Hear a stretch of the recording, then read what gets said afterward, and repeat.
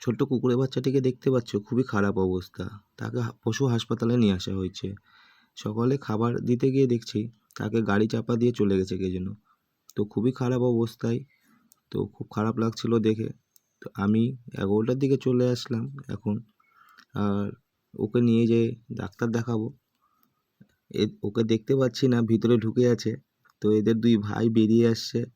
তো এদেরকে কিছু বিস্কুট দিয়েছি, তারা বিস্কুট খাচ্ছে। ওকে বাইরে থেকে বের করতে হবে, তারপরে ওকে নিয়ে গিয়ে হাসপাতালে ট্রিটমেন্ট করাবো।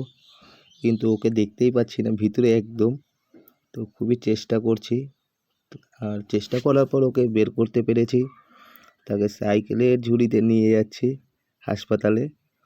আর এখন চলে আসলাম কাউন্টারের সামনে। টিকিট এখানে কাটতে হয় 5 টাকা দিয়ে। 5 টাকা দিয়ে টিকিট কেটে নেব। এখানে কাউকেই দেখতে পাচ্ছি না, একটু ওয়েট করি। কিছুক্ষণ ওয়েট করার পর আমার টিকিট কাটা হয়ে গেল। এখন আমি বাচ্চাটাকে নিয়ে গিয়ে ডাক্তারকে দেখাবো, তাকে চেক আপ করাবো। ডাক্তারবাবু আমাকে এখানে বাচ্চাটাকে রাখতে বললো, এখান থেকে তাকে চেক আপ করবে। তো আমি এখানেই রাখছি বাচ্চাটাকে।